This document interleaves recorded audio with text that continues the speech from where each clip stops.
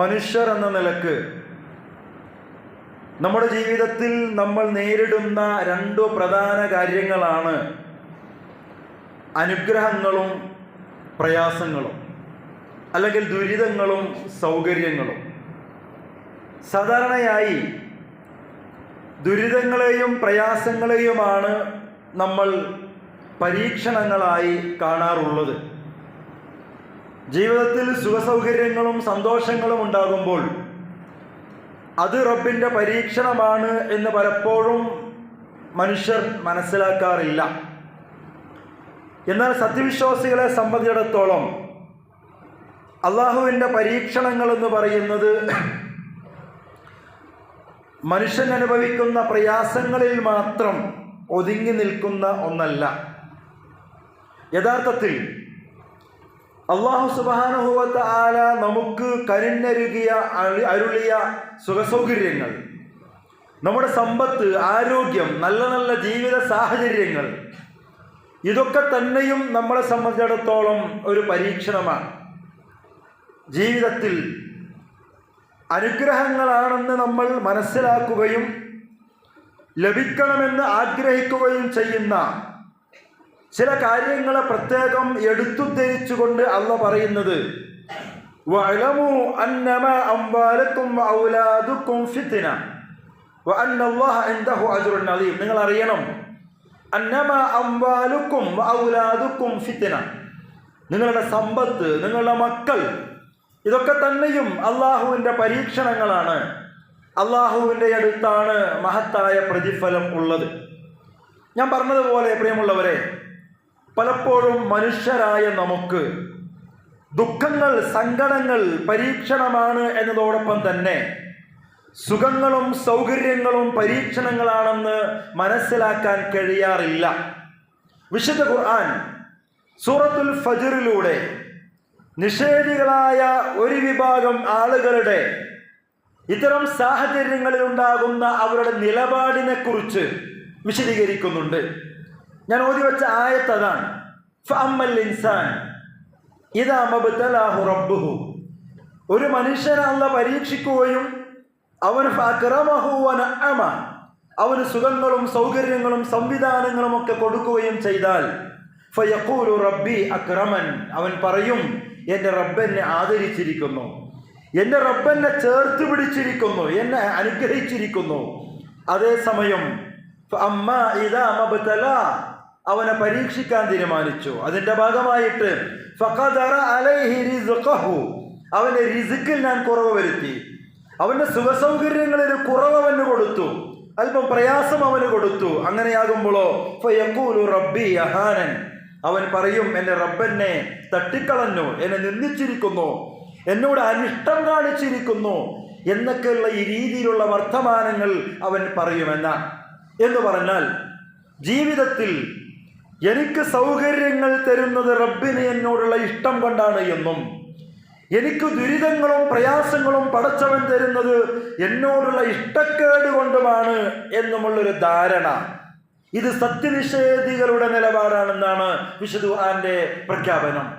നമ്മൾ മനുഷ്യരിൽ പൊതുവെ കാണപ്പെടുന്ന ഒരു സ്വഭാവമാണിത്. എന്ത്?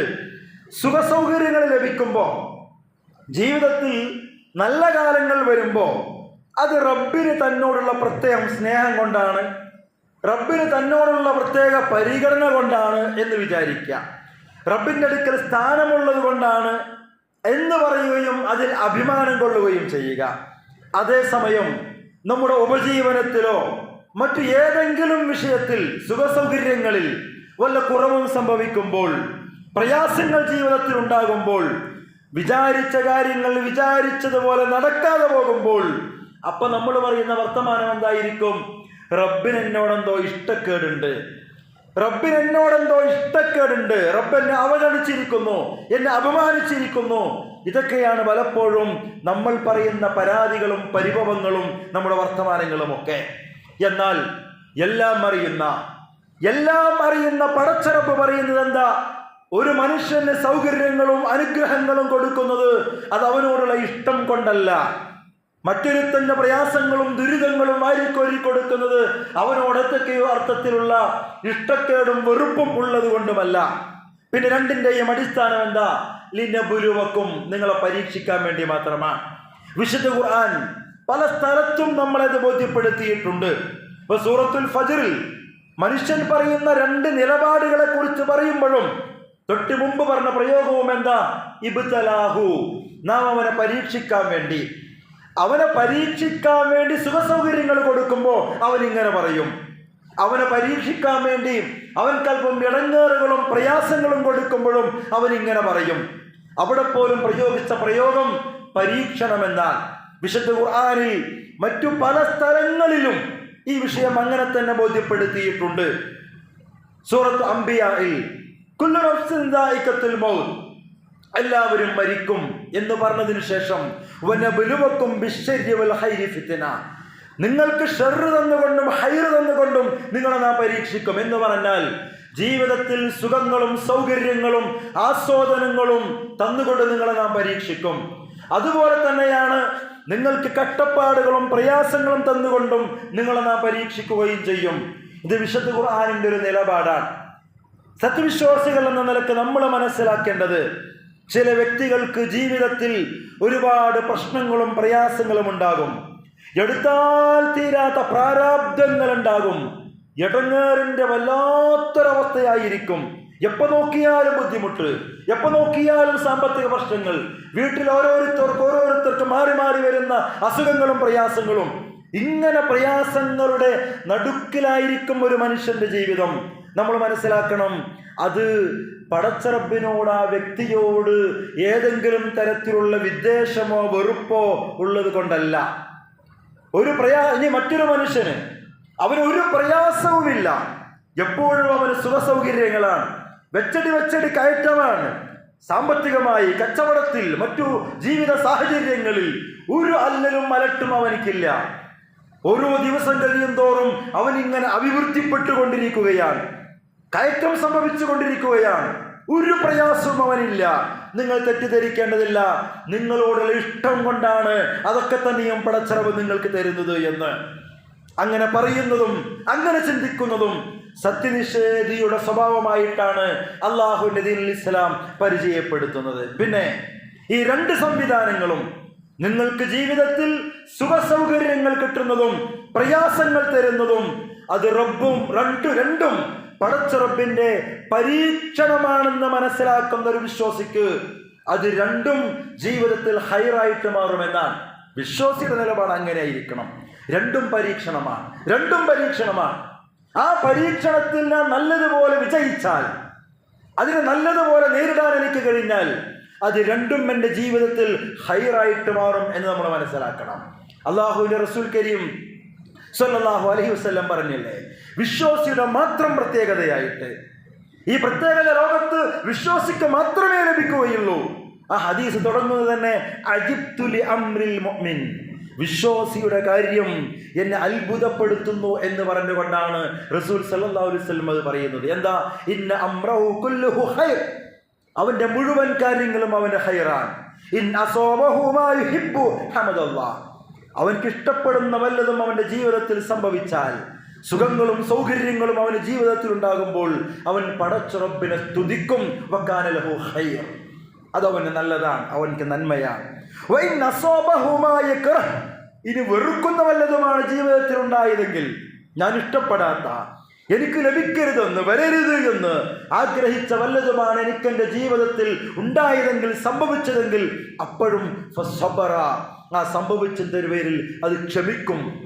ആ സംഭവിച്ചതിന്റെ പേരിൽ അവൻ ക്ഷമിക്കും. കാന ലഹു ഖൈർ, അതും അവന് ഖൈറാണ്. വലൈസ കുല്ലു അഹദിൻ അംറു കുല്ലു ഖൈറുൻ ലിൽ മുഅ്മിനൂൻ, ഇത് സത്യവിശ്വാസിക്കല്ലാതെ ഈ ഒരു പ്രത്യേകത ഇല്ല എന്ന് അല്ലാഹുവിന്റെ റസൂൽ കരീം സല്ലല്ലാഹു അലൈഹി വസല്ലം പഠിപ്പിക്കുക. എന്ന് പറഞ്ഞാൽ ഈ രണ്ടവസ്ഥയിലും വിശ്വാസിയുടെ നിലപാട് അത് റബ്ബിന്റെ ബലാ ആണ്, അത് റബ്ബിന്റെ പരീക്ഷണമാണ് എന്നായിരിക്കും. പ്രിയമുള്ള സത്യവിശ്വാസികളായ സഹോദര സഹോദരിമാരെ, നമ്മൾ മനസ്സിലാക്കേണ്ടത്, അള്ളാഹു ഒരു വിശ്വാസിക്ക് നൽകുന്ന പരീക്ഷണങ്ങളിൽ, അത് നല്ലതാണെങ്കിലും അത് പ്രയാസകരമാണെങ്കിലും, അതിൽ വിജയിക്കാൻ നമുക്ക് കഴിഞ്ഞാൽ അതിലൂടെ റബ്ബിന്റെ ഇഷ്ടം നേടിയെടുക്കാൻ നമുക്ക് കഴിയും. അതിലൂടെ റബ്ബിന്റെ സാമീപ്യം നേടിയെടുക്കാൻ നമുക്ക് കഴിയും. അതിലൂടെ അളവില്ലാത്ത ഫലങ്ങൾ നേടിയെടുക്കാൻ നമുക്ക് കഴിയും. അല്ലാഹുവിന്റെ റസൂൽ കരീം സല്ലല്ലാഹു അലൈഹി വസല്ലം ഒരിക്കൽ പറഞ്ഞല്ലോ, ഇന്ന ഇദമൽ ജസാഇ വഅദമൽ ബലാ, ഏറ്റവും നല്ല പ്രതിഫലം എന്തിനോടൊപ്പാണെന്ന് അറിയോ? അതികഠിനമായ പരീക്ഷണങ്ങൾക്കൊപ്പാണ്. ഈ കഠിനമായ പരീക്ഷണം എന്ന് പറഞ്ഞാൽ ഞാൻ നേരത്തെ പറഞ്ഞ പോലെ പ്രയാസങ്ങളാണെന്ന് മാത്രം ധരിക്കരുത് കേട്ടോ. അത് രണ്ടുമാകാം. ഏറ്റവും നല്ല പ്രതിഫലം എന്ന് പറയുന്നത് അത് കഠിനമായ പരീക്ഷണങ്ങൾക്കൊപ്പമാണ്. എന്നിട്ട് പറയണ അള്ള ഒരു സമൂഹത്തെ ഇഷ്ടപ്പെട്ടാൽ അള്ളാഹ് അവരെ പരീക്ഷിക്കും.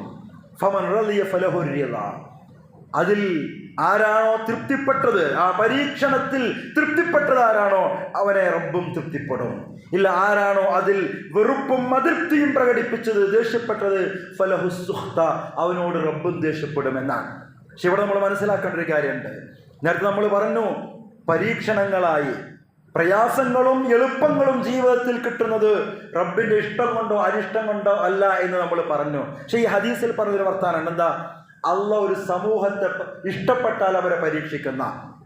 ഈ ഹദീസിനെ കുറിച്ച് നേരത്തെ പറഞ്ഞ ഖുർആൻ ആയത്തിന് വിരുദ്ധമൊന്നും അല്ലാതെ മഹാന്മാരായ ആളുകൾ ഈ ഹദീസിനെ വിശദീകരിച്ചു കൊണ്ട് പറയുന്നത്, വിശുദ്ധ ഖുർആനിലെ ഓരോ ആയത്തുകളും പല ആയത്തുകളും സൂറത്തുകളും ഒക്കെ ഇറങ്ങാൻ ചില പശ്ചാത്തലങ്ങൾ, സബബുൻ നുസൂൽ ഉള്ളതുപോലെ ഹദീസുകൾക്കുമുണ്ട്. അങ്ങനെ പല വചനങ്ങളും അള്ളാഹുവിന്റെ ഹബീബ് ചില പശ്ചാത്തലങ്ങളിൽ പറഞ്ഞതാണ്. മഹാന്മാരെ വിശദീകരിക്കുന്നത്, ഒരു സമൂഹത്തെ, വ്യക്തിയല്ല ഒരു സമൂഹത്തെ അള്ളാഹ് ഇഷ്ടപ്പെട്ടാൽ അവരെ പരീക്ഷിക്കും എന്ന് പറഞ്ഞത്. ഏറ്റവും കഠിനമായ പരീക്ഷണങ്ങൾ വരുമ്പോഴാണ് കൂടുതൽ പ്രതിഫലം ലഭിക്കുക എന്നൊക്കെ റസൂൽ സല്ലല്ലാഹു അലൈഹി വസല്ലം പറഞ്ഞത് ചില പ്രത്യേകമായ പശ്ചാത്തലങ്ങളിലാണ് എന്നാണ് വിശദീകരിക്കുന്നത്. ബദർ യുദ്ധം പോലുള്ള, ഹിജ്റ പോലുള്ള വല്ലാത്ത ചില പരീക്ഷണ ഘട്ടങ്ങൾ വന്നല്ലോ, പ്രയാസങ്ങളെ കൊണ്ടുള്ള പരീക്ഷണങ്ങൾ. അത്തരം ഘട്ടങ്ങളിൽ ആദ്യകാല വിശ്വാസികൾക്ക് ആ ഈമാനിന്റെ, ഈ ദീനിന്റെ മാർഗത്തിൽ അടിയുറച്ചു നിൽക്കാനുള്ള ഈമാനികമായ കരുത്ത് കിട്ടാൻ വേണ്ടി ഹബീബ് സല്ലല്ലാഹു അലൈഹി വസല്ലം അങ്ങനെ പറഞ്ഞതാണ് എന്നൊക്കെ പറയുന്ന മഹാന്മാരെ നമുക്ക് കാണാൻ കഴിയും. എന്തായിരുന്നാലും നമ്മൾ മനസ്സിലാക്കേണ്ടത്, വിശുദ്ധ ഖുർആനിന്റെ അടിസ്ഥാന നിലപാട് ഇങ്ങനെയായിരിക്കണം. തരുന്നതും തരാതിരിക്കുന്നതും ഇഷ്ടത്തിന്റെയും അനിഷ്ടത്തിന്റെയും അടിസ്ഥാനത്തിലല്ല, അതൊരു പരീക്ഷണമായിട്ടാണ്. നമുക്കറിയാമല്ലോ, ദുനിയാവിൽ പടച്ച റബ്ബിനെ ധിക്കരിക്കുന്നവർക്ക് പോലും ഒരുപാട് സുഖസൗകര്യങ്ങൾ ലഭിക്കുന്നില്ലേ? ഈ വിശുദ്ധ ഖുർആനിലെ സൂറത്തുൽ ഫജ്റിലെ ഈ വചനം ശരിക്കും നമ്മളൊന്ന് പഠിക്കേണ്ടതാ. നമ്മുടെ ചില നിലപാടുകൾ, നമ്മുടെ ചില കാഴ്ചപ്പാടുകളൊക്കെ അതിലൂടെ നമ്മൾ മാറ്റിയെടുക്കേണ്ടതായിട്ട് വരും. നോക്കൂ നിങ്ങൾ, നമ്മൾ ജീവിക്കുന്ന ചുറ്റുപാടിൽ പടച്ച റബ്ബിനെ ധിക്കരിക്കുന്ന, തനി അഹങ്കാരികളും ധിക്കാരികളും തെമ്മാടികളുമായി ജീവിക്കുന്നവർക്ക് പോലും ഒരുപാട് സുഖസൗകര്യങ്ങളെല്ലാം കൊടുക്കുന്നില്ലേ? അവരിൽ പല ആളുകളും പറയാറുള്ളത് എന്താ? പല ആളുകളും ചിന്തിക്കാറുള്ളത് എന്താ? കണ്ടില്ലേ നിങ്ങൾ, ഞങ്ങൾ ഇങ്ങനെയൊക്കെ ധിക്കാരികളായി ജീവിച്ചിട്ടും തെമ്മാടികളായി ജീവിച്ചിട്ടും എന്തൊക്കെ സൗകര്യങ്ങളാ പടച്ചറബ് ഞങ്ങൾക്ക് ചെയ്തു തരുന്നത്. അത് പടച്ചവന് ഞങ്ങളോടുള്ള ഇഷ്ടം കൊണ്ടാണ്. ഞങ്ങൾ ചെയ്യുന്ന വൃത്തികേടുകളൊന്നും പടച്ചറബിന് പ്രശ്നമില്ലാത്തത് കൊണ്ടാണ്. അതിനൊന്നും പടച്ചറബിനൊരു ഇഷ്ടക്കേടുമില്ല എന്നാണല്ലേ അതിൻ്റെ അർത്ഥം. നിങ്ങളൊക്കെ നോക്കൂ, മുഴുവൻ സമയവും നിങ്ങൾ നമസ്കാരം, ദിക്ർ, സ്വലാത്ത്, നന്മകൾ, അങ്ങനെയൊക്കെ നന്മകൾ ചെയ്തിട്ടും നിങ്ങളെക്കാൾ ഞങ്ങളെയാണ് റബ്ബിന് ഇഷ്ടം. കാരണം എന്താ? നിസ്കാരവും തഹജ്ജുദും നോമ്പും സക്കാത്തും ഹജ്ജുമായിട്ട് ജീവിക്കുന്ന നിനക്ക് ദുരിതത്തോട് ദുരിതം, എപ്പോൾ നോക്കിയാലും പ്രയാസം, എപ്പോൾ നോക്കിയാലും പ്രശ്നങ്ങൾ എന്നതൊന്നുമില്ലാത്ത എനിക്കോ ഒരു കുഴപ്പമില്ല. പലപ്പോഴും നമ്മുടെ ആളുകൾക്കിടയിൽ പോലും ഇത്തരം സംസാരങ്ങളൊക്കെ ഉണ്ടാകാറുണ്ട്. നമ്മൾ മനസ്സിലാക്കേണ്ടത്, ഒരു മനുഷ്യന് കിട്ടുന്ന സുഖങ്ങളും സുഖക്കേടുകളും അനുഗ്രഹങ്ങളും നിഗ്രഹങ്ങളും അത് പടച്ച റബ്ബിന് നമ്മോടുള്ള പൊരുത്തവും പൊരുത്തക്കേടും അളക്കാനുള്ള മാനദണ്ഡമല്ല എന്ന് നമ്മൾ മനസ്സിലാക്കണം. അങ്ങനെയാണെങ്കിൽ നിങ്ങളൊന്ന് ആലോചിച്ച് നോക്കിയേ, ഇബ്രാഹിം നബി അലൈഹി സ്വലാത്തു വസ്സലാമയ്ക്ക് ഒരു കുട്ടി ഉണ്ടാകുന്നത് എപ്പോഴാ? ഖലീലുള്ളാ എന്നല്ലേ ഇബ്രാഹിം നബിയെ കുറിച്ചുള്ള പ്രയോഗം? ഖലീലുള്ളാ. ആ ഖലീലുള്ളാ എന്ന വിശേഷണത്തിന് അർഹനായ ഇബ്രാഹിം നബി അലൈഹി സ്വലാത്തു വസ്സലാമയ്ക്ക് ഒരു കുട്ടി ഉണ്ടാകുന്നത് എപ്പോഴാ? 19 വർഷം കഴിഞ്ഞിട്ടാണെന്നാ പറയുന്നത്. അപ്പൊ എന്താ പറയുക? അള്ളാഹുവിന് ഇബ്രാഹിം നബി അലൈഹി സ്വലാത്തു വസ്സലാമയെ ഇഷ്ടമില്ലാത്തത് കൊണ്ടാണ് അത്രയും കാലം ഒരു സന്താനത്തെ കൊടുക്കാത്തത് എന്ന് നമുക്ക് പറയാൻ പറ്റുമോ? പറ്റൂലല്ലോ. യാക്കൂബ് നബി അലൈഹി സ്വലാത്തു വസ്സലാം, അയ്യൂബ് നബി അലൈഹി സ്വലാത്തു വസ്സലാം അതിമാരകമായ രോഗം ബാധിച്ച് വ്രണങ്ങൾ വന്ന്, ചില തഫ്സീറുകളിലൊക്കെ കാണാൻ കഴിയും 17 വർഷം വരെ അങ്ങനെ കടന്നു. 17, 1, 2 അല്ല, 17 വർഷം വരെ മാരകമായ, ശരീരത്തിൽ നിന്ന് പിന്നെ ഈ മാംസമൊക്കെ ഒലിച്ചു പോയി വല്ലാത്തൊരു, കാണുമ്പോൾ തന്നെ അറപ്പുണ്ടാക്കുന്ന വിധത്തിൽ 17 വർഷം രോഗിയായിരുന്നു എന്നാ പറയുന്നത്. എന്താ? അയ്യൂബ് നബി അലൈഹി സ്വലാത്തു വസ്സലാമയെ അള്ളാഹ്ക്ക് ഇഷ്ടമല്ലാത്തത് കൊണ്ടാണ് അങ്ങനെ അള്ളാഹ് കൊടുത്തത്. മുഹമ്മദ് നബി സല്ലല്ലാഹു അലൈഹി വസല്ലം നോക്കൂ, നിങ്ങൾ എന്തൊക്കെ അനുഭവിച്ചിട്ടുണ്ട്. ചരിത്രത്തിൽ ദുഃഖവർഷം, ആമുൽ ഹുസൻ എന്നറിയപ്പെടുന്ന ഒരു സംഭവം ഉണ്ടല്ലോ. നബിയുടെ താങ്ങും തണലുമായിരുന്ന മൂത്താപ്പ 2-3 മാസങ്ങൾ കഴിഞ്ഞപ്പോൾ സ്വന്തം ഭാര്യ ഖദീജ ബിബി റളിയല്ലാഹു അൻഹ രണ്ടുപേരും മരണപ്പെട്ട് റസൂലിന് ആകപ്പാടം മാനസികമായി തളർന്നൊരവസ്ഥയായിരുന്നു, വേദനിച്ചൊരവസ്ഥയായിരുന്നു. അതുകൊണ്ടാണ് ചരിത്രത്തിൽ ആ വർഷത്തെ ദുഃഖവർഷം എന്നറിയപ്പെടുന്നത്. എന്തിനാണ് അള്ളാഹ് അങ്ങനെ കൊടുത്തത്? റസൂലിനോട് ഇഷ്ടമല്ലാത്തത് കൊണ്ടാ. ഇനി മറുഭാഗത്ത് നോക്കൂ നിങ്ങൾ, വേറെന്തൊക്കെ ഇങ്ങനെയൊക്കെ ആകുമ്പോഴും മറുഭാഗത്ത് ഇസ്ലാമിനെ തകർക്കാൻ വേണ്ടി കച്ചകെട്ടിറങ്ങിയ ആളുകൾക്ക് എന്തൊക്കെ സുഖസൗകര്യങ്ങൾ ലോകത്ത് കിട്ടിയിട്ടുണ്ട്, എന്തൊക്കെ ആസ്വാദനങ്ങൾ അവർക്ക് കിട്ടിയിട്ടുണ്ട്. അപ്പോൾ ഇത് ഇവരോട് ഇഷ്ടമില്ലാത്തത് കൊണ്ടും അത് അവരോട് ഇഷ്ടമുള്ളത് കൊണ്ടും അങ്ങനെയാണോ അതിൻ്റെ നിലപാട്? നോക്കൂ നിങ്ങൾ, അള്ളാഹുവിനെ നിഷേധിക്കുന്ന നിഷേധികൾക്ക് പോലും എല്ലാ സുഖ സൗകര്യങ്ങളും ലഭിക്കുന്നില്ലേ? അവർക്കും അവരുടെ കൃഷിയിടങ്ങളിൽ, അവരുടെ കച്ചവടങ്ങളിൽ അഭിവൃദ്ധി ഉണ്ടാകുന്നില്ലേ? എല്ലാ തരത്തിലുള്ള ദുനിയാവിലെ സൗകര്യങ്ങളും അവർക്കും അത് വാരിക്കോരി കൊടുക്കുന്നില്ലേ? അപ്പൊ ഇവിടെയാണ് നമ്മൾ മനസ്സിലാക്കേണ്ടത്, ഇതിൻ്റെ അടിസ്ഥാനം അത് പരീക്ഷണമാണ്, അല്ലാതെ ഇഷ്ടത്തിൻ്റെയും അനിഷ്ടത്തിൻ്റെയും അടിസ്ഥാനത്തിലല്ല. വിശുദ്ധ ഖുർആൻ പറയുന്നുണ്ടല്ലോ, അല്ലദീ ഖലഖൽ മൗത വൽ ഹയാത്ത്. എന്തിനാ നിങ്ങളെ സൃഷ്ടിച്ചത്? എന്തിനാ മരണത്തെ ഉണ്ടാക്കിയത്? ലിയബ്ലുവക്കും അയ്യുക്കും അഹ്സനു അമല. ഇങ്ങനെ ഒരുപാട് വർത്തമാനങ്ങൾ. എല്ലാത്തിൻ്റെയും അടിസ്ഥാനം അത് പരീക്ഷണമാണ്. ആ പരീക്ഷണത്തിൽ നിങ്ങൾക്ക് വിജയിക്കാൻ കഴിയണം. ഇതാണ് വിശുദ്ധ ഖുർആന്റെ നിലപാട്. നമ്മുടെ ജീവിതത്തിലേക്ക് അതൊക്കെ ഒന്ന് തട്ടിച്ചു നോക്കാൻ നമുക്ക് കഴിയണം. നോക്കൂ നിങ്ങൾ, ഈ വിഷയവുമായി ബന്ധപ്പെട്ട് നമ്മളൊന്ന് ആലോചിച്ച് നോക്കൂ. നമ്മുടെയൊക്കെ ചില നിലപാടും നമ്മുടെയൊക്കെ ചില കാഴ്ചപ്പാടുകളും എന്താ തിരുത്താനുണ്ടെങ്കിൽ നമ്മൾ തിരുത്തണം.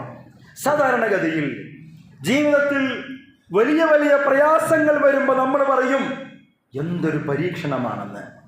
അതേസമയം ജീവിതത്തിൽ വലിയ വലിയ സൗകര്യങ്ങളും സുഖങ്ങളും കിട്ടുമ്പോൾ ഇതെന്തൊരു പരീക്ഷണമാണ് റബ്ബേ എന്ന് വെറുതെയെങ്കിലും നമ്മൾ ചിന്തിച്ചു പോയിട്ടുണ്ടോ? പറയണ്ട, ചിന്തിച്ചു പോയിട്ടുണ്ടോ ഒരിക്കലെങ്കിലും? ദാരിദ്ര്യത്തിന്റെ അടിക്കല്ലിളകിയ ആളുകളെ കാണുമ്പോൾ നമ്മൾ പറയും, പട്ടിണിയും പരിവട്ടവുമായി ജീവിക്കുന്ന ആളുകളെ കാണുമ്പോൾ ഓ എന്തൊരു പരീക്ഷണ പടച്ചോനെ കൊടുക്കണതെന്ന് പറയും. അതേസമയം സമ്പന്നരായ ആളുകളെ കാണുമ്പോൾ നമ്മൾ പറഞ്ഞിട്ടുണ്ടോ ഇതെന്തൊരു പരീക്ഷണമാണെന്ന്? പലപ്പോഴും നമ്മുടെ ചിന്തകൾ പോലും അങ്ങനെ പോയിട്ടില്ല എന്നുള്ളതാ. പൊട്ടിപ്പൊളിഞ്ഞ ഇടിഞ്ഞു വീഴാറായ ആൾതാമസമുള്ള വീട് കാണുമ്പോൾ നമ്മൾ പറയും വല്ലാത്ത പരീക്ഷണമെന്ന്. കൊട്ടാര സമാനമായ വീട് കാണുമ്പോൾ ഇത് വല്ലാത്ത പരീക്ഷണമാണ് കേട്ടോ പടച്ചവൻ്റെ നിനക്ക് എന്ന് നമ്മൾ ആരെങ്കിലും പറയുകയോ ചോദിക്കുകയോ ചെയ്തിട്ടുണ്ടോ? ഉണ്ടോ? രോഗം കൊണ്ട് പ്രയാസപ്പെടുന്നവനെ കാണുമ്പോൾ നമ്മൾ പറയും വല്ലാത്ത പരീക്ഷണം. എത്ര രോഗികളെ കാണുമ്പോൾ നമ്മൾ പറഞ്ഞിട്ടുണ്ട് ഇതൊക്കെ പരീക്ഷണമാണ്, സമാധാനിപ്പിച്ചിട്ടില്ലേ? അതേസമയം നല്ല ചുറുചുറുക്കുള്ള ആരോഗ്യമുള്ള പ്രത്യേകിച്ചൊരു അസുഖവുമില്ലാത്ത ആളുകളെ കാണുമ്പോൾ ഇത് വല്ലാത്തൊരു പരീക്ഷണമാണെന്ന് പറയാൻ നമുക്ക് കഴിഞ്ഞിട്ടുണ്ടോ? ഉണ്ടോ? നമ്മുടെ തന്നെ ജീവിതത്തിൽ അസുഖങ്ങളും വേദനകളും വരുമ്പോൾ നമ്മൾ പറയാറില്ലേ എന്ത് പരീക്ഷണം റബ്ബേ ഇത്? എന്നാൽ അസുഖങ്ങളില്ലാത്ത, വേദനകളില്ലാത്ത, സാമ്പത്തിക പ്രശ്നങ്ങളില്ലാത്ത നല്ലൊരു സാഹചര്യം നിങ്ങൾക്ക് ഉണ്ടായിട്ടുണ്ടെങ്കിൽ എപ്പോഴെങ്കിലും നമ്മൾ പറഞ്ഞിട്ടുണ്ടോ പടച്ചോനെ ഈ സാമ്പത്തിക സുസ്ഥിതിയും എനിക്ക് പരീക്ഷണമാണല്ലോ റബ്ബേ എന്ന് നമ്മൾ പറഞ്ഞിട്ടുണ്ടോ? ഉണ്ടോ? ഗൗരവത്തിൽ ആലോചിക്കേണ്ടതാ. ഗൗരവത്തിൽ നമ്മൾ നമ്മുടെ ജീവിതത്തെ മുമ്പിൽ വെച്ചുകൊണ്ട് ആലോചിക്കേണ്ടതാ. പ്രിയമുള്ളവരെ, ഈ 2 വശവും നമ്മൾ മനസ്സിലാക്കണം. നിങ്ങൾ നമസ്കരിക്കാൻ വേണ്ടി നിൽക്കുമ്പോൾ സുജൂദിലേക്ക് പോകാൻ കഴിയാതെ ഇരുന്ന് നമസ്കരിക്കാനേ കഴിയുന്നുള്ളൂ എങ്കിൽ അത് റബ്ബ് തരുന്നൊരു പരീക്ഷണമാണ്. ഇനി അങ്ങനെയല്ല, ഒരു കുഴപ്പവുമില്ലാതെ നിങ്ങൾക്ക് നെറ്റി നിലത്ത് കൊണ്ടുപോയി വെച്ച് സുജൂദ് ചെയ്യാനുള്ള കഴിവ് നിങ്ങൾക്കുണ്ട്, നിങ്ങളുടെ കാലിനോ മുട്ടുകാലിനോ ഒരു കുഴപ്പവുമില്ലെങ്കിൽ അതും റബ്ബ് നിങ്ങൾക്ക് നൽകുന്ന പരീക്ഷണം. ഇങ്ങനെ മനസ്സിലാക്കാൻ കഴിഞ്ഞിട്ടുണ്ടോ? രണ്ടും പരീക്ഷണമാണ്. രണ്ടിടത്തും വിജയിക്കാൻ കഴിയണം. ഒന്നാമത്തത് എൻ്റെ കാലിന് മുട്ടുവേദനയാണ്, നമസ്കരിക്കാനൊന്നും പറ്റൂല എന്ന് പറഞ്ഞ് നിങ്ങൾ പിന്മാറിപ്പോകുന്നുണ്ടോ എന്നുള്ള പരീക്ഷണം.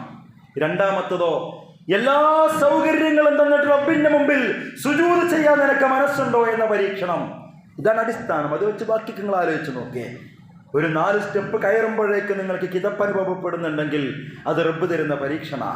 ഇനി അതല്ല, എത്ര തന്നെ കയറാനും ഓടാനും ചാടാനും നിങ്ങൾക്കൊരു പ്രയാസവുമില്ലെങ്കിൽ അതും റബ്ബ് നിങ്ങൾക്ക് തരുന്ന പരീക്ഷണ.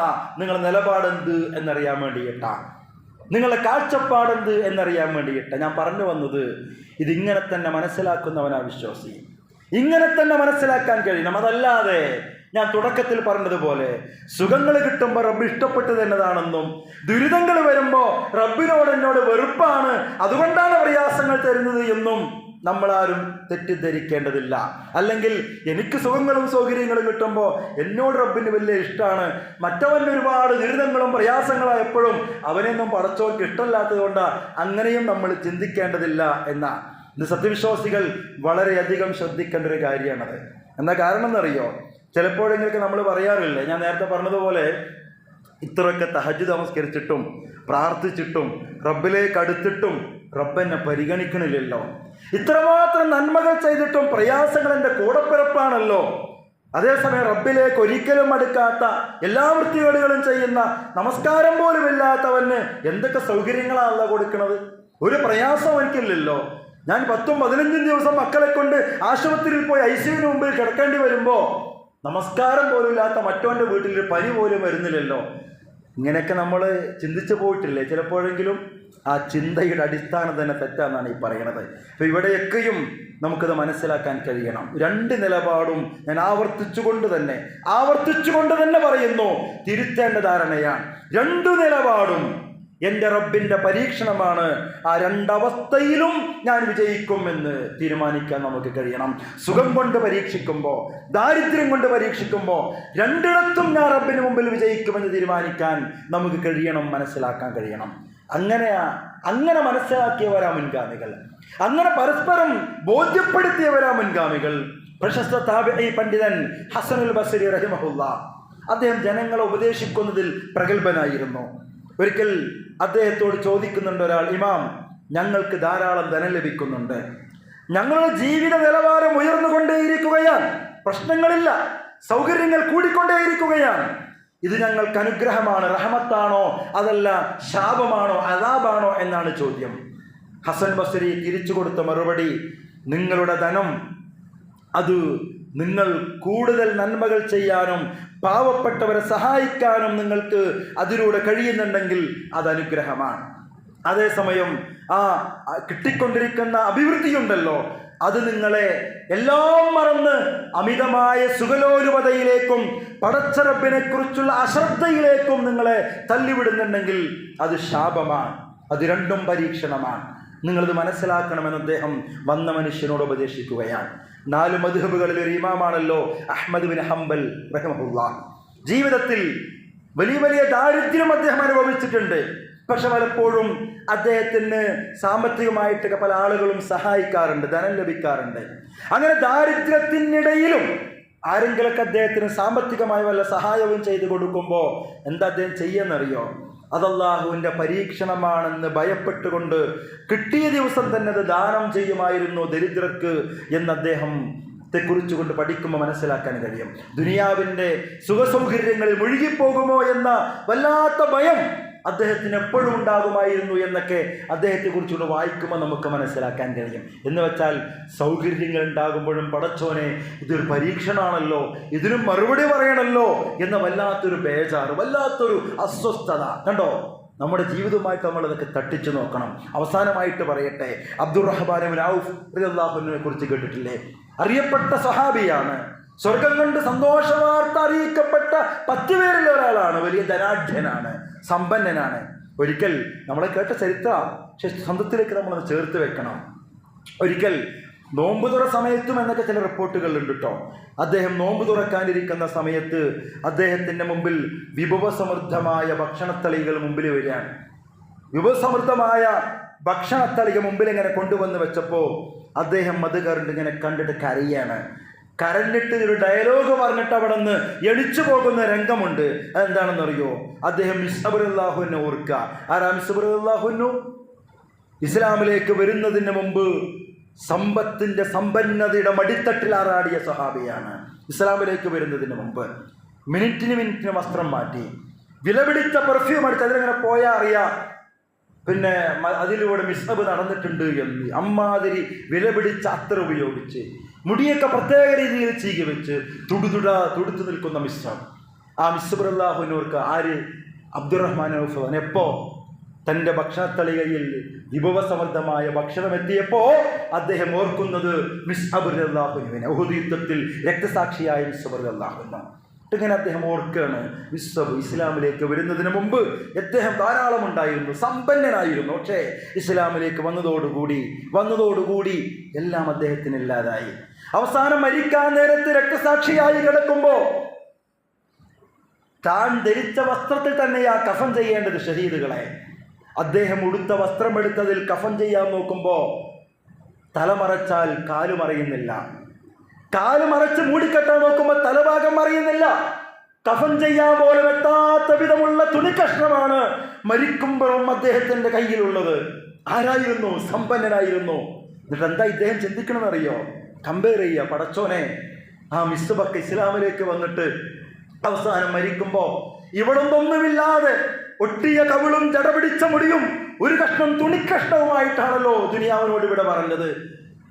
പടച്ചറബ്, എൻ്റെ കാര്യം എങ്ങനെയല്ലല്ലോ, എനിക്ക് ദുനിയാവിൽ നീ വാരിക്കോരി തരുന്നു, സൗകര്യങ്ങൾ തരുന്നു, ആസ്വാദനങ്ങൾ തരുന്നു, ഒരു പ്രയാസം എനിക്കില്ലല്ലോ റബ്ബേ. നാളെ പരലോകത്ത് തരാനിരിക്കുന്ന ഫലങ്ങളെങ്ങാനും ഈ ദുനിയാവിൽ വെച്ചുകൊണ്ട് തന്നു തീർക്കുകയാണോ പടച്ചോനെ എന്ന് ചിന്തിച്ച് കരഞ്ഞിട്ട് ആ ടേബിളിന്റെ മുമ്പിൽ നിന്ന് എണീച്ചു പോയ ചരിത്രം അബ്ദുറഹ്മാൻ ബിൻ ഔഫ് റളിയല്ലാഹുവിന്റെ ജീവിതത്തിൽ കാണാൻ കഴിയും. ഞാൻ പറഞ്ഞത്, അദ്ദേഹം തൻ്റെ സുഖസൗകര്യങ്ങളെയും ഭക്ഷണത്തെയും കണ്ടത് പരലോകത്തെ പ്രതിഫലം കുറഞ്ഞു പോകലാണോ എന്ന ഭയത്തോടു കൂടിയിട്ടാ. നമുക്കാർക്കെങ്കിലും അങ്ങനെ തോന്നിയിട്ടുണ്ടോ? ജീവിതത്തിൽ പറയത്തക്ക പ്രയാസങ്ങളൊന്നുമില്ലാതെ ജീവിതം മുന്നോട്ട് പോകുമ്പോൾ, സാമ്പത്തിക രംഗത്ത് പ്രത്യേകിച്ച് കടബാധ്യതകളൊന്നും നിങ്ങൾക്കില്ലെങ്കിൽ, മക്കളെ കൊണ്ട് പറയത്തക്ക പ്രയാസങ്ങളൊന്നുമില്ലെങ്കിൽ നിങ്ങൾക്ക് എപ്പോഴെങ്കിലും തോന്നിയിട്ടുണ്ടോ പ്രിയമുള്ളവരെ? എന്നോടുകൂടിയാണ് ചോദ്യം.